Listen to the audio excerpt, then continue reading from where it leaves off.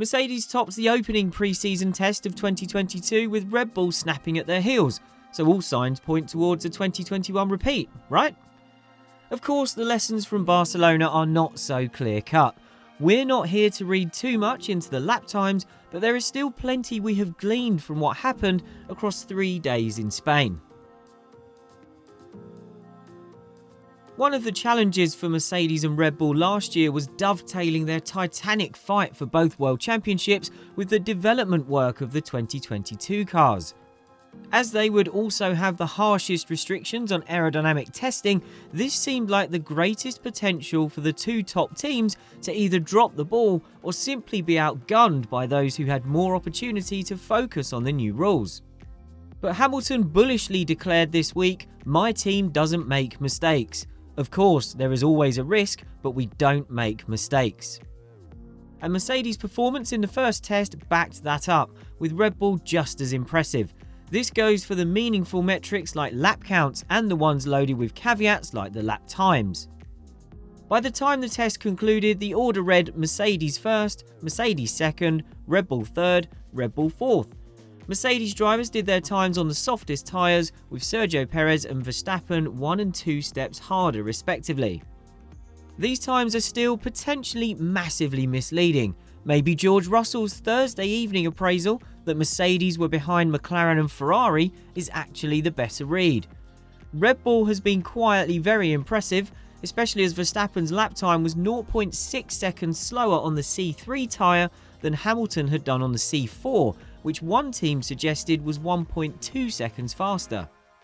That's why Mercedes said it left Barcelona in a good place, but needed to be mindful of other teams taking a step forward come Bahrain. Then again, Mercedes always says stuff like that in pre-season. The vibe after 3 days of testing is that all of Ferrari's rivals are talking up the team from Maranello, the work it has done with its car and the apparent power of its new engine. This is a big opportunity for Ferrari because it had a decent chunk more wind tunnel time and CFD work permitted by the regulations in the first half of last year because it finished 6th in 2020. And over the rest of 2021, it still had a bigger aero testing allowance than Mercedes and Red Bull. Ferrari is happy to acknowledge that this has manifested itself into a few positives with the F175, lots of laps, the car's behaving well in terms of balance and reliability, and there have been no big issues setting back its preparation. However, the suggestion from Lewis Hamilton that Ferrari looked months further ahead on the development curve was cheerily rebuffed by Ferrari team principal Mattia Binotto. There we were at the end of the first day, waxing lyrically about how impressive reliability had been almost universally among the teams. No red flags and 1100 plus laps represented a pretty emphatic answer to F1's biggest step into the unknown in a generation. But those statistics weren't quite repeatable. By the lunch break on Friday, 5 red flags had been shown in 4 hours, the majority for mechanical issues. And though there were no further stoppages in the afternoon, it's worth considering that 4 teams, 3 of which caused red flags, didn't reappear at all, and another managed only a handful of laps. Alpine called it a day before lunch due to the effects of a hydraulic leak in the first hour, which led to a fire in the back of the car. Haas and Aston Martin hoped to get back out, but oil leaks for each put paid to those ambitions, and AlphaTauri simply ran out of time to repair its car after Pierre Gasly's off in the morning. Valtteri Bottas did get 10 laps on the board for Alfa Romeo during the first hour or so of afternoon running, but that was it. And when you consider that that was all on intermediate tyres during the period when the track had been artificially soaked, it adds up to no meaningful running. The statements released by those teams that confirmed they would skip the rest of the day gave little away, but missing an entire afternoon will undoubtedly have hurt them, even if there is a second 3-day test to come. Ever since these new regulations were released back in 2019, there have been concerns that the prescriptive regulations will make for a lack of variety. But so far that's not proved to be the case, much to the surprise even of many in the paddock.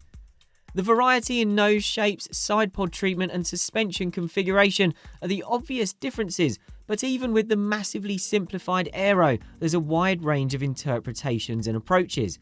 The key question is whether this will continue to be the case for the long haul, or if the teams will all gradually converge on a single, most effective approach in each area. Certainly, they will all have looked closely at their 9 rivals to see what ideas can be borrowed and adapted for their own cars. Before we get on with the remaining entries, we just wanted to quickly thank everyone who has already subscribed to our channel. It's great to have you along, and during this Barcelona test, we surpassed 800,000 subscribers, which is a mind-blowing number. We're massively grateful for your support, and if you've not yet joined the team, consider hitting that button at any time so you don't miss anything from the race in 2022. There is a tentative conclusion from this test that the new regulations have achieved their purpose in making it easier for cars to follow. Carlos Sainz said he is cautiously optimistic that it's now easier to follow another car after fears that the intention of the regulations may have been subverted by the team's interpretations of the rules. Pierre Gasly and Alex Albon reported the same after deliberately running close behind other cars. The feedback wasn't universally positive, but a few images from the wet running on Friday afternoon provided some interesting clues. The shape of the spray and some visible vortices carried a decent resemblance to what the FIA wanted to achieve with the regs in terms of manipulating the airflow to create a kind of wake. That, combined with driver testimony, suggests that the cars are doing broadly what was hoped in terms of airflow. Of course, the jury is still out on whether that really allows for closer racing. There's cautious optimism about the performance of the new tyres.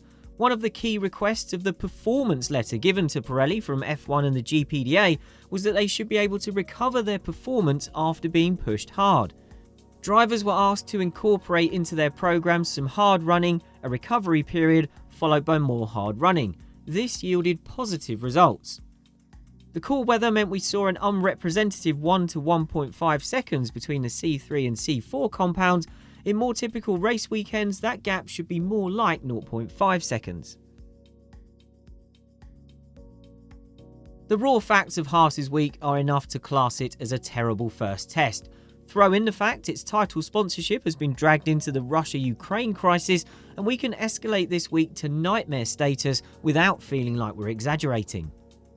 Haas edged Alfa Romeo for the ignominy of completing the lowest number of laps this week as various issues afflicted the team: a cooling leak, a broken floor, a damaged fuel pump, an oil leak.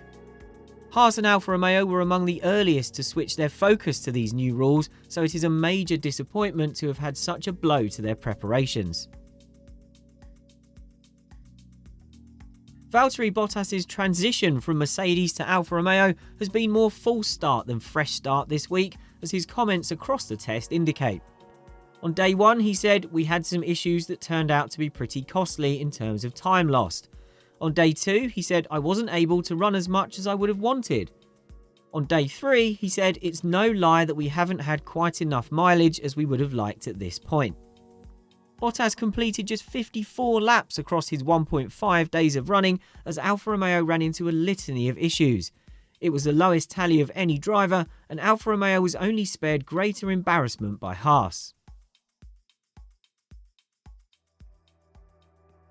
The big talking point of testing has been porpoising. It's a problem every team knew they could run into with these ground effect cars, but it can't be tested through CFD or in the wind tunnel thanks to not being able to run the model low enough without damaging the tunnel's belt. Sometimes only real-world testing is good enough. We've made an entire video about this phenomenon, so we'll give you the short version here. Porpoising occurs when the car gets sucked so close to the ground by the powerful underfloor aero that the diffuser stalls, leading to the rear end rising as the load is reduced, then dropping again as the load builds up. What decides how big a problem it is the frequency of this oscillation. Some teams had serious problems, with Alfa Romeo suffering damage and having to bring new parts to contain the problem. It's likely every team will make at least some modifications to better control it. But while it's easy to eliminate the problem simply by raising the ride height or by cutting slightly crude holes in the floors like we saw later in the test, that costs you performance, so it's only a stopgap. Expect to see development parts to fix the problem for good in the coming weeks.